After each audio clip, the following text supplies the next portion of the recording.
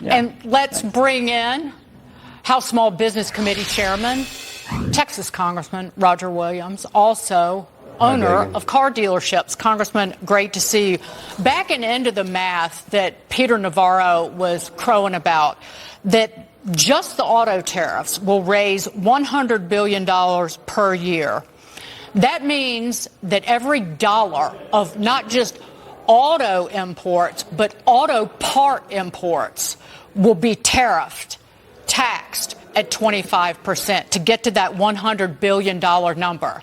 And since we're a nation where there is not a single automobile or pickup truck that is fully, including the parts, engine, the transmission, made in the United States, the most is less than 90%. That means it will hit every vehicle manufactured in the United States in some way. Well, that's correct. And I can tell you my industry's, as you indicated, I own several car dealerships, and my industry's pretty flexible. I mean, we're going to work under conditions we find them. And I will tell you this, depending on what the tariff is to each vehicle, I haven't seen that yet. I don't think we know it yet. But it's often in my industry, if you have something you haven't sold for a while, you discount it. And you discount it to get it off the shelf, get it off the lot, so you can buy something that you can make money on. And that's what's going to happen. And if these vehicles begin to sit, dealers are going to discount, dealers are going to sell. The price of used car values is probably going to go up, Dagan, and you couple that with a tax cut. I told somebody today it might be you can buy a car cheaper with tariffs but before tariffs. But we're going to adjust, and I think we need to get the trade imbalance fixed. We need to be the producer of, not the buyer of. And I think it'll settle in, and we will have a great year. I'm looking for a great year in the car industry. Okay. There's a lot of demand for automobiles. Okay, Congressman, some people have said that very short term, some dealerships might benefit because if this disrupts trade, the metal that's been sitting on your lot that you haven't been able to sell suddenly becomes more rare and you may be able to sell it at a higher price. Is that what you're talking about? Or are you actually saying higher prices depressing consumer appetite are good for your industry? Well, what's good for our industry is to be able to order something from the factory and sell it. I mean, that's what the car industry is. But look, if a car has sat on the dealer's lot, he's going to discount it to sell it. That's what we do.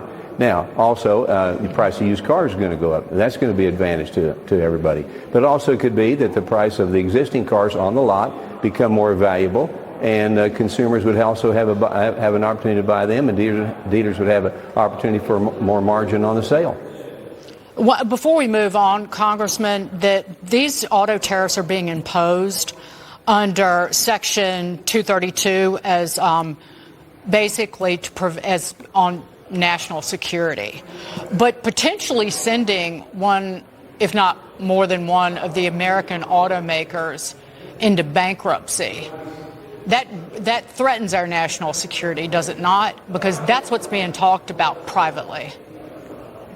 Well, we don't want anybody to go bankrupt, but we also know if the auto manufacturers will decide to build more plants, build more product here in the United States, it's going to create more employees, more opportunities, more consumers to buy things. And I think that's where the president's heading. And I think the auto manufacturers, the big three, whoever you want to talk about, understand that the best place to be is here with the tax situation and so forth. And I think you're going to see a lot of commitments for people, auto manufacturers, to improve their facilities. 100% expensing, we're going to get that approved. There's a lot in the works good for the industry and good for Main Street. And I think we'll see that as this thing begins to ramp out. And it'll ramp out slowly, but people will see that there's opportunity in flourishing in your industry. Congressman, I think we thought you were going to say, don't worry, none of these big companies are going bankrupt. But anyway, we got to leave that one aside for the moment. This is another story now about some fear-mongering from your political left. Democrats now trying to paint your push for election security as voter suppression of married women. The so-called SAVE Act is nothing more than voter suppression disguised as security. This is an all-out attack on our ability to vote. If you, like me, changed your name because you like your boo, and you are one of the 70 million women whose birth certificate still shows their maiden name, you could be turned away from the polls. You take that, James, because I'm angry, because that's, idiocy makes me enraged. Go ahead. Well, I just give you the opportunity here, Congressman. I'm guessing it's not maybe exactly as it's been presented, because I'm guessing that maybe your intention here is not to prevent half the country from voting. Well, absolutely not. I mean, I was former Secretary of State of Texas, and I did all the voting in Texas, and I've heard these stories so many times from the left. The fact of the matter is, you're free to vote in America if you're a citizen, and you got to prove that. I mean, that's what we passed. Actually, this bill passed last session, and we're going to vote on again Thursday. So they say this and it means absolutely nothing. We want everybody to vote if you're legal to vote, if you're a citizen in America. That's one of the great things about being an American. You can vote for a candidate of your choice. Yeah, with a passport. With a passport, yeah. With a driver's license, with a birth certificate, bring it on. Yeah, exactly. I just thought that they're trying to make sure that they're more awfuls, to borrow a word, angry, wacko, female, unmarried liberals. They love that group. That seems to make up the majority of the party. The Democrats, that is. Congressman Roger Williams, I hope you got my joke. I got it. Thank you. Thank you, sir.